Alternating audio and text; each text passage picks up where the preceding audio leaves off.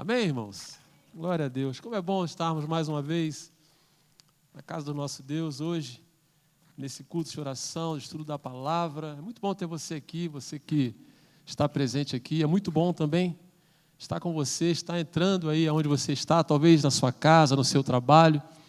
Que a graça de Deus esteja com você, que nos acompanha através da transmissão. Eu peço aos amados que, por favor, abram as suas Bíblias. Lá em Romanos, carta do apóstolo Paulo aos Romanos, capítulo 7. Capítulo 7, versículos de 18 a 20. Romanos, capítulo 7, versículos de 18 a 20. Deixe sua Bíblia aberta, por favor, que depois nós vamos falar sobre outros versículos também, ainda nesse mesmo livro. Diz assim o texto: porque eu sei que em mim, isto é, na minha carne, não habita bem nenhum, pois o querer o bem está em mim, não, porém, o efetuá-lo. Porque não faço o bem que prefiro, mas o mal que não quero, esse faço. Mas se eu faço o que não quero, já não sou eu quem o faz, e sim o pecado que habita em mim. Amém, queridos? Eu quero pensar com os irmãos hoje sobre o tema queda e restauração. Queda e restauração. Essa carta aqui em especial é quando o apóstolo Paulo ele vai na sua visita a Roma, e aí ele vai até a igreja de Roma. Já havia, a igreja em Roma já estava instituída, e ele agora vai visitar esta igreja. E ele fala acerca de salvação tanto para os judeus como também para os gregos, porque o objetivo final de Paulo era o de evangelizar a todos, como ele fez nas suas viagens, como ele ensinou para as igrejas das quais ele implantou, e como nós, ao longo da história, aprendemos, a evangelizar a todos, indiferentemente de qualquer raça. Não é? É mais ou menos essa a ideia. E a ideia central dele ali, no comecinho da caminhada, no comecinho da história da igreja, era trazer para eles essa ideia de que pecado nos afasta de Deus, de que pecado, a transgressão contra Deus, nos afasta da comunhão e outras coisas mais. E automaticamente, quando isso entra no nosso coração, quando isso entra no coração da igreja, a tendência quase que natural é das pessoas se afastarem de Deus. Isso tudo é resultado daquilo que o pecado faz na vida da pessoa. E Paulo ensinava também a questão do poder do pecado, se libertar do poder do pecado. Ele passava para a igreja, é o que nós aprendemos também, acerca do que é pecado, acerca do poder que o pecado tem sobre a vida da pessoa, quando a pessoa permite isso. Ele trabalha essa ideia também, e dessa necessidade que a igreja tinha de se libertar desse poder, do poder do pecado. Uma vez que, agora nova criatura que eles eram em Cristo Jesus, um novo corpo, uma nova vestimenta, eles já não podiam ser mais escravos do pecado. E aí, baseado nessa linha, baseado nessa carta, especialmente nesses capítulos 6, 7 e 8, é quando ele vai falar justamente sobre o pecado, é que eu queria pensar um pouquinho com vocês. E a primeira ideia aqui, que eu quero pensar acerca do pecado aqui, é que o crente ainda tem a possibilidade de pecar. O crente ainda traz consigo a possibilidade de pecar. E o versículo 18, como nós lemos ali, diz assim: porque eu sei que em mim, isto é, na minha carne, não habita bem nenhum, pois o querer o bem, está em mim, não, porém, o efetuá-lo. O querer bem, a gente até quer, mas às vezes, irmãos, o pecado ele acaba tendo um espaço no nosso coração, e o bem que a gente às vezes tenta exercer sobre, a gente não consegue. Estamos estudando, irmãos, na EBD a revista Parábolas de Jesus. Eu não sei quantos irmãos aqui presentes são inscritos em alguma das classes aqui da nossa igreja. Eu não sei também você que nos assiste, se já é inscrito. Se não é, fica aqui a dica, fica o conselho para que você faça a sua matrícula lá em uma das classes de nossa igreja, para você aprender. E nas parábolas de Jesus, nós estamos aprendendo a maneira como Jesus usava para falar às pessoas. Ele sempre usava as coisas práticas da vida, as lições práticas da vida, para que aquelas pessoas pudessem entender. Assim como Jesus falava aos sábios da época, né, aos fariseus e todo aquele grupo que pertencia às autoridades daquela época, Jesus conseguia falar tanto aquelas pessoas quanto as pessoas mais simples. E aí ele usava o quê? Usava as parábolas, que é o que nós estamos estudando na EBD. E quando eu comecei a ler, irmãos, acerca desse tema, quando eu comecei a pensar acerca do apóstolo Paulo, a gente consegue entender que o apóstolo Paulo ele usa também de um artifício para falar aquelas pessoas muito interessante. E quando ele vai falar sobre o pecado, o que me chamou a atenção é que aquele Paulo, aquele implantador de igreja, aquele grande missionário, aquele homem de Deus, aquele homem que assistia às igrejas, aquele homem que se preocupava em muito com o crescimento do evangelho, com a expansão de igreja, com a salvação das pessoas, aquele homem que à luz daquele tempo tinha um diferencial espiritual, ao mesmo tempo, quando ele vai falar à igreja em Roma, ele se coloca na condição de pecador, de um homem simples, até mesmo para que aquelas pessoas pudessem entender. Eu vejo na atitude de Paulo um ato de nobreza, reconhecer que ele também era o quê? Um pecador. Ele não faz acusação à igreja em Roma, ele não critica a igreja em Roma, ele se coloca na condição de pecador para que a igreja em Roma possa entender que todos, sem exceção, ainda temos a possibilidade de pecar. E por que isso acontece, pastor? Isso acontece, primeiramente, um fato que nós já conhecemos, por conta da nossa própria natureza, o quê? Pecaminosa.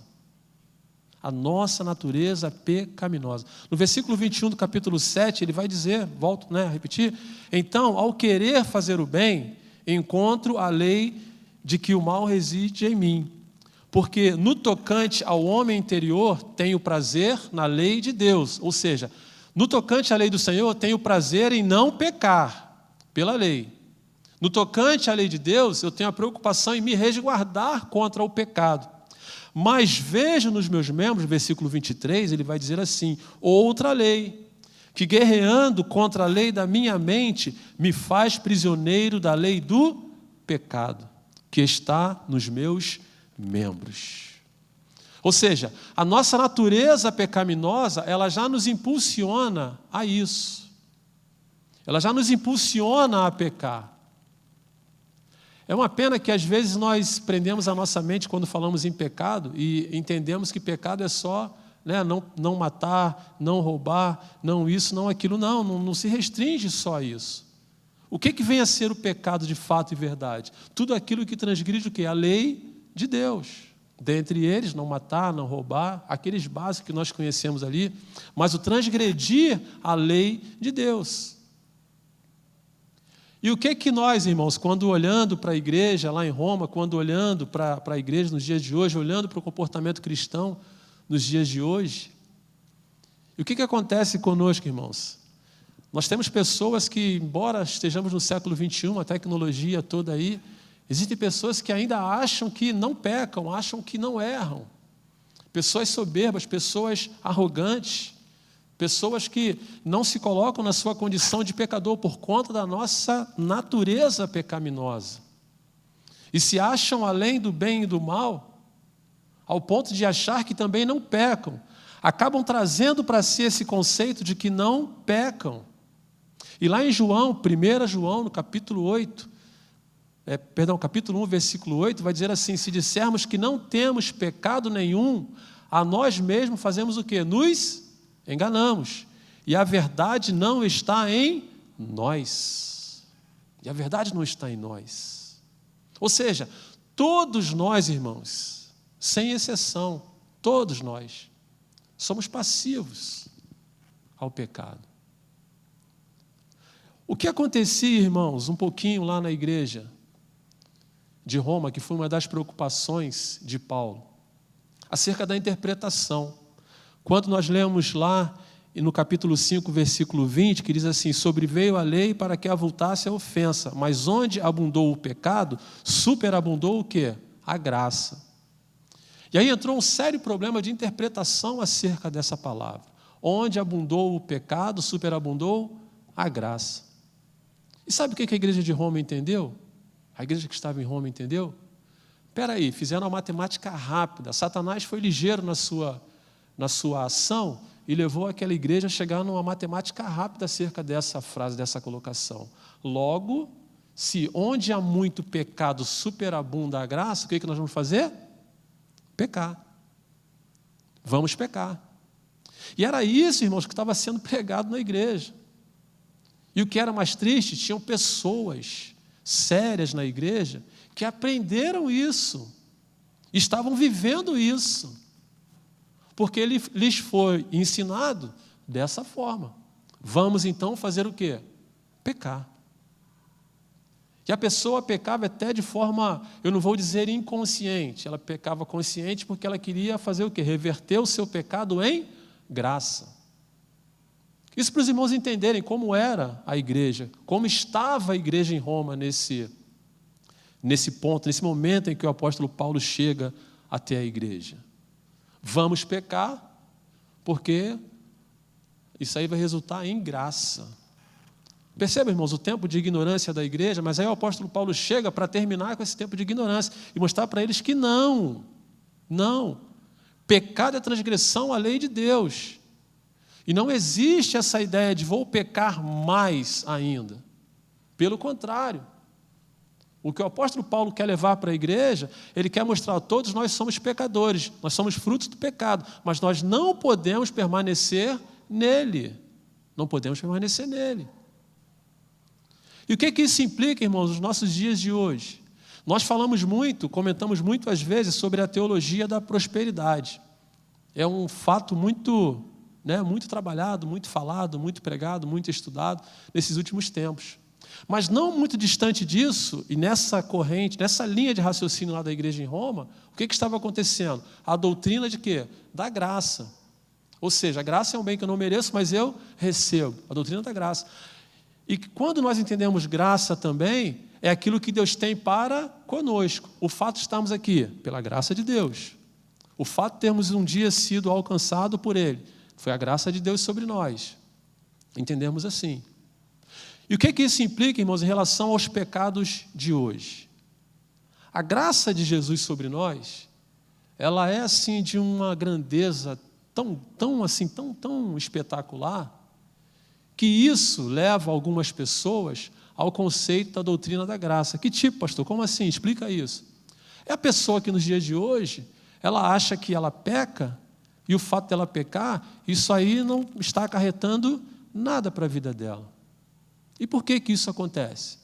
Porque no tempo da lei, no tempo antigo, principalmente no Antigo Testamento, à medida em que as pessoas pecavam, o agir de Deus em relação àquele pecado era quase que imediato. Não é? Uma dessas ações que nos deixa até assim, de boca aberta, até o dia de hoje, mas ele errou quando fez, foi quando usar, o texto que nós conhecemos bem, quando a Arca da Aliança está voltando para Jerusalém, e um dos bois, talvez por não estar bem amarrado, ele tropeça e a arca ameaça a cair. O que Uzá faz para não acontecer isso? Ele toca na arca. E ele transgride o quê? A lei de Deus, porque quem podia chegar perto da arca, nem tocar, chegar perto da arca? O sumo sacerdote. E o que acontece? Ele morre. Naquele tempo, quando a gente olha para a questão do pecado, Deus era mais, vamos dizer assim, era mais... deixa eu tomar cuidado na palavra para não causar escândalo a ninguém, mas era mais rápido, como se Deus fosse mais imediato no trato do pecado. Mas aí quando a gente chega no tempo da graça, o Senhor já olha para nós com um pouco mais de longanimidade. E o que isso tem a ver? Isso tem a ver porque hoje, nessa doutrina da graça, a pessoa pecou hoje, não deu nada. Não aconteceu nada. Opa, beleza, não aconteceu nada. Amanhã, o que a pessoa faz? Peca de novo. E aí Deus não rasga o céu, não desce um trovão, não desce um raio, não acontece nada. Por quê? Por causa da graça. E a pessoa faz o quê? Opa! Deus não aconteceu nada. Chega no terceiro dia, o que a pessoa faz? De novo. E vem o quarto, vem o quinto, vem o sexto. E vem, e não acontece nada. Por quê? Porque o tempo de Deus, o tempo do juízo de Deus é diferente do quê? Do nosso tempo. E aí tem pessoas que confundem isso, irmãos. Tem pessoas que, acabam se deixando levar por esse pensamento, por essa doutrina da graça, de achar que o pecado que eu cometo hoje, isso não vai causar para mim nenhuma consequência. Pensamento errado. Lá em Roma, eles achavam que quanto mais pecassem, mais graça eles iriam gozar de mais graça. Nos dias de hoje, nós vemos pessoas que têm esse comportamento em achar que, pelo fato de pecar e Deus não atuar de forma imediata, é porque Deus está o quê? Indiferente, está tranquilo. Não, irmãos, Deus não está indiferente aos nossos atos. Lá em Eclesiastes, no capítulo 11, versículo 9, é lógico que essa colocação aqui, essa palavra aqui, ela é designada aos jovens, mas é aplicável a todos nós. Ele vai dizer assim, alegra-te, jovem, na tua juventude, e recreia-se o teu coração nos dias da tua mocidade. Anda pelos caminhos que satisfazem ao teu coração e agradam aos teus olhos. Sabe, porém, que de todas estas coisas Deus te pedirá contas, ou Deus lhe trará a juízo. O que eu entendo com isso? Eu entendo que vivemos num tempo da graça, sim, mas por isso eu vou abusar do pecado? Por isso eu vou me associar ao pecado? Não posso. E por que eu não posso? Primeiro, irmãos, uma das coisas que a gente não pode esquecer, que eu não posso esquecer. Satanás, ele conhece, assim como você, assim como eu conheço as minhas fraquezas, Satanás também conhece, irmãos. E é justamente nesses pontos da minha e da sua fraqueza é que ele vai atuar. Ele não vai atuar onde você se acha ter o domínio da situação. E nem esse domínio, entre aspas, da situação, ele é aplicável a nós. Porque a palavra de Deus também nos adverte para que nós tenhamos cuidado. Aquele que acha que está o quê? Forte. Nem esse que acha estar assim deve brincar com o pecado. Nenhum de nós não devemos brincar com o pecado. A graça de Deus não nos dá essa liberdade de brincar com o pecado, nem tampouco essa liberdade de pecar. Somos acessíveis ao pecado? Sim, somos. Mas nós não fomos feitos para isso. Nós conhecemos as leis de Deus, nós sabemos os preceitos de Deus, nós sabemos aquilo que é certo, aquilo que é o errado, justamente para não transgredirmos contra as leis de Deus. E aí o apóstolo Paulo, quando ele chega a Roma, ele já se coloca como um pecador. Eu não tenho dúvida de que ele se policiava ao máximo para não pecar, assim como nós nos policiamos. Mas chega um momento, irmãos, que às vezes, por mais que a gente se policie, a gente acaba pecando. Pecando às vezes no pensar, pecando às vezes no falar, pecando às vezes no agir. Às vezes em coisas simples, a gente acaba até mesmo pecando. Entendemos, irmãos, que o pecado ele não pode fazer parte, da vida do cristão, da nossa trajetória cristã. Não pode. Não pode. Mesmo nós sendo passivos a pecar, nós não podemos. Outra coisa, nós não podemos deixar alimentar em nós essa ideia de que eu não peco, de que eu não sou pecador. Jamais. O apóstolo Paulo ele se apresenta como o primeiro pecador. Assim como nós precisamos também ter essa ideia de que eu sou pecador. Eu sou pecador. Então todos nós somos passivos, irmãos, de pecar. Isso que o apóstolo Paulo mostrou para a igreja em Roma, todos, sem exceção. Mas nós não podemos ficar brincando com o pecado. A segunda ideia é de que o crente caído é profundamente infeliz. Venha comigo no capítulo 7, por favor, versículo 14 e 15.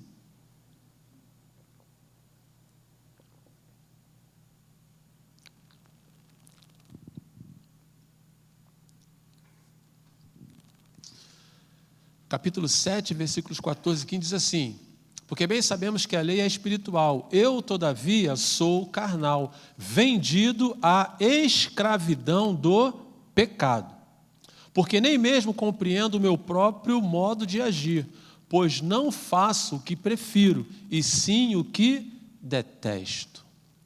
Percebam, irmãos, que na colocação do apóstolo Paulo aqui, isso traz para nós uma ideia de infelicidade, de quem vive no pecado. Glória a Deus para quem pensa dessa forma, para quem sente dessa forma. Porque à medida que a pessoa se associa ao pecado e não chega a esse consenso aqui de infelicidade, quando o pecado começa a ser satisfatório, isso é preocupante. Isso é muito preocupante. Essa inquietação tem que existir. E a primeira ideia aqui, eu separei 4, tem tantos outros, mas eu separei 4 pontos aqui que eu quero caracterizar como 4 prejuízos que o pecado faz. O primeiro dele, ele rouba a paz. Rouba a paz. Versículo 15 e 17 agora diz assim: porque nem mesmo eu compreendo o meu próprio modo de agir, pois não faço o que prefiro, e sim o que detesto. Ora, se faço o que não quero, consinto com a lei que é boa. Neste caso, quem faz isso já não sou eu, mas o pecado que habita em mim. Mais uma vez, fica explícito aqui, irmãos, a inquietação. E inquietação é algo que não vem de Deus. Não vem de Deus. E louvado seja Deus, volta a dizer, quando isso acontece, quando a pessoa tem um ato de pecado. Quando ela perde a paz, é um dos únicos conceitos que a gente consegue entender em relação à falta de paz, é quando a manifestação do pecado na vida da pessoa e ela perde a paz. E é isso que o pecado faz, ele rouba a paz da pessoa. Não tem como uma pessoa que é transformada, uma pessoa que tem um corpo santo, uma pessoa que procura viver uma vida digna diante do Senhor, viva em sintonia com o pecado. Não tem como. A paz é uma das primeiras coisas que o pecado tira da vida da pessoa. Alguns pecados são mais visíveis, é verdade. E a gente tem situações que são perceptíveis. Não estou dizendo que essas pessoas que vivem, às vezes, numa inquietação, não estou dizendo que elas são piores do que nós, não, mas são pessoas que, às vezes, já estão totalmente entregues ao pecado e vivem numa total situação de inquietação. Às vezes, inquietação pessoal, às vezes, inquietação familiar, às vezes, inquietação profissional. Tudo isso por quê? Porque algo está errado. O pecado está roubando a paz dessa pessoa. É uma das artimanhas que Satanás tem. Mas, de contrapartida, o pecado, por sua vez, de vez em quando ser prazeroso, entre aspas, às vezes as pessoas preferem até pagar o preço pelo pecado, para depois ter uma vida de perturbação, de inquietação. E é isso que o pecado faz, irmãos. Ele rouba a paz da pessoa. A segunda ideia, o pecado ele quebra a comunhão. Gênesis capítulo 3, versículo 8, vai ser postado ali para você, se você quiser abrir, fique à vontade. É uma passagem que nós conhecemos bem, diz assim: quando ouviram a voz do Senhor, Deus, que andava no jardim pela viração do dia, esconderam-se da presença do Senhor, o homem e sua mulher, por entre as árvores do jardim. Mais um prejuízo que o pecado traz, principalmente para a vida do cristão, é a quebra de comunhão. Adão e Eva deixam o pecado entrar no seu coração. E o texto vai dizer, se você quiser ler depois, até para você entender melhor o contexto desse versículo aqui, era um tempo em que eles tinham sintonia com Deus, tinham harmonia com Deus, tinham comunhão com Deus. Deus descia para estar com eles, para caminhar com eles, para conversar com eles. Mas quando o pecado entra, a primeira coisa que acontece no relacionamento deles com Deus é a quebra de comunhão. E na vida cristã, na nossa vida cristã, irmãos, não é diferente. No caso de Adão e Eva, e no caso da nossa vida cristã também, um outro ponto que eu acrescento aqui é a questão da vergonha. Eles tiveram vergonha de se apresentar diante de Deus por conta do pecado que já tinha entrado no seu coração. E quando o pecado entra, irmão, no coração do crente, a consequência disso é justamente isso, a quebra de comunhão. A primeira coisa que a pessoa faz é querer se afastar de Deus, da obra de Deus, da igreja de Deus, dos irmãos em Cristo, porque está em pecado. Quebra de comunhão. E isso, irmãos, é muito prejudicial para a pessoa que está em pecado. Por quê? Porque se a pessoa se afasta de Deus, se a pessoa se afasta da igreja, se a pessoa se afasta da comunhão, se afasta dos irmãos, ela está se lançando cada vez mais na podridão do pecado, no mundo. E o mundo, por sua vez, está como? De braços abertos para receber essa pessoa. Tudo por conta do pecado, que a levou à quebra de comunhão. Por isso, irmãos, que nós precisamos vigiar, por isso que nós precisamos ser perseverantes na nossa fé, não permitir, não deixar ao máximo o pecado entrar no nosso coração. É essa a ideia. A terceira ideia aqui é também de que o pecado, ele escraviza a pessoa. Isso não é novidade para ninguém. No capítulo 6, versículo 19, vai dizer assim: falo como homem, por causa da fraqueza da vossa carne. Assim como oferecestes os vossos membros para a escravidão da impureza e da maldade para a maldade, assim oferecei agora os vossos membros para servirem à justiça para a santificação. Em primeiro momento aqui, o autor ressalta que a pessoa se entregou à escravidão da impureza, à escravidão do pecado. O pecado escraviza, irmãos. O pecado escraviza as pessoas. As pessoas perdem o controle das suas próprias vidas por conta do pecado. E como é ruim, irmãos, como é desconstrutivo, né, para a vida de uma pessoa quando ela se torna escrava do pecado.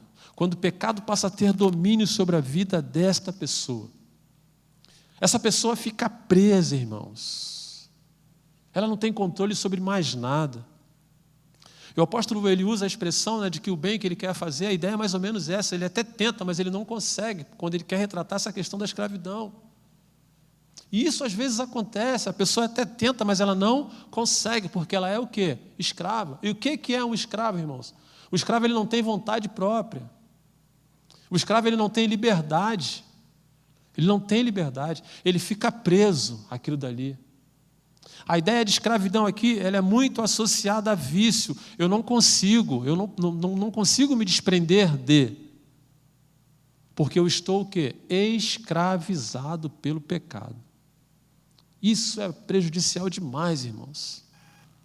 Quando a pessoa fica e torna-se escrava do pecado. Mas Jesus morreu para nos libertar do pecado. Jesus morreu para nos purificar dos pecados. Jesus morreu para nos tirar da escravidão do pecado. Tirar esse fardo pecaminoso que nós carregávamos outrora e colocar em nossos ombros o quê? Um fardo leve, manso. É o que Jesus tem para nós. É o que Jesus tem para nós. Mas quando nós abrimos brecha no coração e não atentamos para isso, algumas pessoas acabam sendo até mesmo escravizadas pelo pecado. A quarta ideia e última é que toda consequência, né, do pecado, ela resulta em alguma coisa. Nesse caso aqui em especial, leva à morte. Capítulo 6, versículo 23. Porque o salário do pecado é a morte, mas o dom gratuito de Deus é a vida eterna em Cristo Jesus, nosso Senhor. O salário do pecado é a morte. E quando nós falamos morte, a nossa ideia às vezes é só mesmo de morte, né? Que você vai ao sepultamento, acompanha o cortejo. Não deixa de ser. Quantas pessoas tomadas pelo pecado, escravas do pecado, e isso gerou até mesmo a sua morte física. Mas o pior, irmãos, o mais desagradável nisso tudo não é nem mesmo a morte física, e sim a morte espiritual. É quando a pessoa, tomada pelo pecado, ela chega à morte espiritual. É quando já não há mais o que fazer. É quando a pessoa parte até mesmo em sua morte física, mas a sua vida espiritual já está morta há muito tempo. Porque o pecado tomou conta, toma conta às vezes de corações, e as pessoas acabam morrendo. E na igreja, irmãos, entre os crentes, em Cristo Jesus, o pecado também ele faz suas vítimas. Faz suas vítimas. Quantos crentes que abrem o seu coração, dão espaço ao pecado, e aí nesse meio tempo aí, quantos não são os dons espirituais que estão morrendo? Quantos não são os talentos que estão morrendo? Quantas não são as virtudes de pessoas que outrora usadas pelo Espírito Santo de Deus permitiram o pecado e agora estão morrendo espiritualmente? E eu entendo ser essa a pior morte. É a morte espiritual. E é isso que o pecado faz, irmãos. É isso que o pecado faz. Satanás, ele não brinca de ser Satanás. Pelo contrário, ele consegue trazer a ideia de que o que ele oferece, o que ele apresenta é bom, as pessoas entram no caminho. E aí, quando ele sente que as pessoas já estão sob o seu domínio, aí ele começa a atuar da maneira como eu falei. Ele rouba a paz das pessoas, ele quebra a comunhão. Uma comunhão quebrada é mais uma força que ele tem sobre aquela pessoa. Quando aquela pessoa está sobre o seu poder, ele escraviza aquela pessoa. E uma vez escrava, essas pessoas chegam à morte. Morte física e às vezes morte também espiritual. A terceira e última ideia aqui, o terceiro e último ponto, a história não fica assim.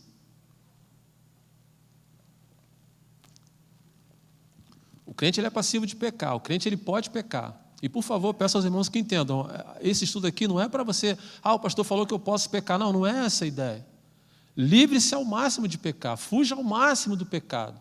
Não é essa ideia de sair aqui, o pastor falou, todo crente pode pecar, então eu não pequei hoje de manhã, vou pecar agora de noite. Então não é isso, por favor, não é isso. Mas se isso vir a acontecer na vida de alguém, há um retorno, há como consertar as coisas. O crente restaurado, ele é novamente o quê? Feliz. Ele pode ser feliz. Como eu falei, o pecado precisa ser um acidente de percurso na vida do crente. E quando isso acontecer, a gente precisa fazer o quê? Remediar, consertar. É essa a ideia. No capítulo 8, versículo 1, ele vai dizer assim: agora, pois, já nenhuma condenação há para os que estão em Cristo Jesus.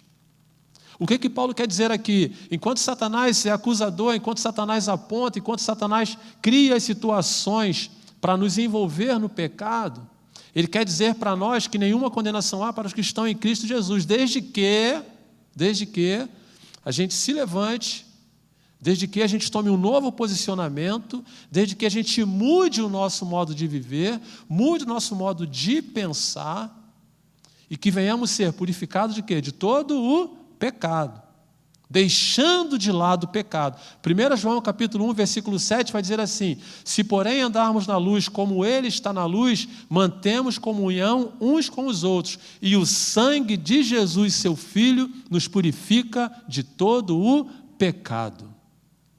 Percebam? Se nós andarmos na luz, se nós deixarmos o pecado de lado, se nós mesmo sabendo que eu errei, eu escorreguei, mas eu preciso me consertar, o texto vai dizer que o sangue de Jesus é capaz de fazer o quê? Nos purificar. Aí eu pego um pouquinho da graça que eu falei lá no começo, pego um pouquinho da graça, não abuso dela. Se eu sei que o Senhor tem à minha disposição essa graça, o sangue de Jesus para me perdoar o pecado, eu preciso fazer uso disso. Mas não basta só isso, irmãos. Não basta só isso. Pecado tem algumas vertentes que nós precisamos trabalhar. A primeira delas é o arrependimento. Não adianta eu ficar pedindo, conversando com Deus, orando com Deus, eu sabendo que Jesus morreu, que o sangue dele pode me purificar se eu não me arrependo. Lembra daquele pecado que eu faço hoje, não deu nada, faço amanhã, não deu nada. E o detalhe, quando eu faço hoje, termino o pecado, Senhor, me perdoe. Aí eu entro na questão da graça, acho que o Senhor me perdoou, está tudo beleza. Não há o quê? Arrependimento. Amanhã eu faço o quê? Peco de novo. E Deus, irmãos, está olhando tudo isso. Deus está olhando o quê? O nosso coração, o meu e o seu. Ele sabe quando há inteireza de coração, mas é importantíssimo que haja o quê? Arrependimento. Sem arrependimento não há expiação de pecados. Lá em Atos capítulo 3, versículo 19, vai dizer assim: arrependei-vos, pois, e convertei-vos para serem cancelados os vossos pecados. Mas ele começa dizendo que palavra? Arrependei-vos. E é isso que nós precisamos fazer. Quando, se porventura viermos a cometer algum delito, algum pecado, transgredir a lei do Senhor, nós precisamos de pronto emprego nos arrependermos do pecado. A segunda ideia, a confissão, confessar os pecados. 1 João 1,9 vai dizer o quê? Nós conhecemos bem, se confessarmos os nossos pecados, ele é o quê? Fiel e justo, para fazer o quê? Nos perdoar os pecados e mais o quê? Nos purificar de toda a injustiça. Mas a partir de que momento, irmãos? A partir da confissão. E pastor, isso é tão difícil, né? Confessar pecados. É tão difícil, irmãos. A gente fala pela lida pastoral. A gente conversa às vezes com as ovelhas 1000 assuntos, mas são raras aquelas que reconhecem o quê? Um ato pecaminoso. Eu errei aqui, pastor. Eu errei ali. Eu errei acolá. Difícil. Sabe como funciona, na maioria das vezes? A acusação. Lembra de Adão e Eva? Ah, pastor, mas eu fiz isso por causa daquilo, eu fiz aquilo outro por causa daquilo outro. Mas a confissão, irmãos, ela é o quê? Ela é libertadora. Eu estou usando a referência pastor, mas você pode abrir o seu coração para o Senhor. E aonde erramos, irmãos? Às vezes, quando há o pecado, a pessoa ora, Senhor, me perdoe o pecado. Às vezes, na oração, né, quando nós éramos pequenos, algumas crianças falavam assim, perdoe no Senhor nossa multidão de pecado. Pô, multidão de pecado, tá, mas vamos lá, que pecado? Vamos destrinchar isso aqui. E às vezes nós estamos assim, Senhor, me perdoa, Senhor, os meus pecados. Tá, que pecado? O Senhor quer ouvir o quê? O Senhor quer ouvir, você verbalizar aonde você errou, aonde você pecou, que tipo de pecado você cometeu. Ah, pastor, mas o Senhor conhece o coração. Conhece, mas o Senhor é sociável, Ele quer conversar com você. Ele quer ouvir você falar, Senhor, me perdoe, eu errei nisso, eu errei naquilo. Eu não matei, não roubei, mas eu falei mal do meu irmão, falei mal da minha irmã. Eu fiz isso, eu fiz aquilo, Senhor, foi um ato que está me incomodando. Conversar com o Senhor, não quer conversar com o seu próximo, não quer conversar com o seu pastor? Conversa com o Senhor, mas confessa. Verbaliza para Ele o seu pecado e peça perdão a Ele. Nós temos o costume de fazer o quê? O pacote, né? Fechar o pacotão ali, Senhor, perdoe os nossos pecados e perdoe isso, perdoe aquilo, em nome de Jesus, amém. Amém. Mas qual o pecado que você quer perdão? No dia, o que você fez? O que você fez? E qual o pecado que você quer perdão? Confessar, irmãos. Confessar é o que nós precisamos. E a terceira e última ideia, essa aqui então eu entendo ser o checkmate em relação ao pecado. Abandonar o pecado. Abandonar o pecado. Isaías 55, versículo 7, vai dizer assim, deixe o perverso o seu caminho, o iníquo os seus pensamentos, converta-se ao Senhor, que se compadecerá dele, e volte-se para o nosso Deus, porque é rico em perdoar. Abandonar o pecado. Isso é desafiador, irmãos. Isso é desafiador. Como eu falei, Satanás ele é sujo. E pecado, na grande maioria das vezes, é o quê? Bom. Bom. Ao ponto de envolver até mesmo os crentes em Cristo Jesus. E às vezes abandonar o pecado é tão difícil, irmãos. É tão difícil. Mas ao mesmo tempo que é tão difícil, é tão prejudicial também para a vida do cristão, para a vida do crente, ficar preso ao pecado. Tem pessoas que têm pecados até mesmo de estimação, né? Aquele pecadinho que guarda ali, Senhor, está comigo aqui, eu me libertei disso, me libertei daquilo, mas esse pecado eu fico guardando comigo aqui. E à medida que fica guardando, irmãos, a gente pensa que está fazendo negação para a gente. Mas no fundo é um prejuízo que nós estamos trazendo para nós mesmos. Lembra de Eclesiastes? Todas essas coisas, Deus um dia nos pedirá conta. Em algumas versões, todas essas coisas, Deus nos trará a juízo. Então não tenha pecadinho guardado, irmãos, abandona. Pecado foi feito para passarmos longe, mas se ele entrar, eu tenho que me arrepender, eu preciso confessar e, sobretudo, preciso abandonar. Passar longe, irmãos, do pecado. Passar longe, muito longe. Temos aqui então, irmãos, 3 situações: queda e restauração. Todos, sem exceção, corremos o risco de pecar. Todos nós corremos o risco de pecar. O crente ainda tem a possibilidade de pecar. O apóstolo Paulo já se apresentou como pecador. Nós precisamos entender isso. A nossa natureza humana, ela já é uma natureza pecaminosa. Eu sou pecador. Eu sou pecador. Segundo, o pecado nos tira a paz. Ele nos quebra a comunhão com Deus, nos escraviza e nos leva à morte. Morte espiritual e morte física. O crente caído, ele é o quê? Profundamente infeliz. O pecado, ele se responsabiliza de levar infelicidade na vida da pessoa. Não só na vida do cristão. Quantas pessoas são lá fora que são tomadas pelo pecado e são oprimidas pelo pecado, até que Jesus entre naquele coração e faça uma limpeza e leve transformação. Lá fora também acontece isso. E a terceira ideia, o pecado deve ser um acidente de percurso na vida do cristão. E se acontecer, existe a possibilidade de restauração e de resgate dessa felicidade na vida do cristão. De que maneira? Primeiro, arrependimento. Segundo, confissão. Terceiro, abandono. Se fizermos isso, irmãos, a gente volta a ser feliz. Se fizermos isso, a nossa vida tem tudo para continuar no eixo ali que Deus nos quer. Esses foram os concertos que o apóstolo Paulo foi fazer. Dos concertos que o apóstolo foi fazer na igreja em Roma. Isso é o que o Senhor quer de nós, aqui presente, na transmissão, que nós venhamos nos afastar ao máximo do pecado. Amém, irmãos? Deus nos abençoe, Deus lhe abençoe, que Deus lhe abençoe também.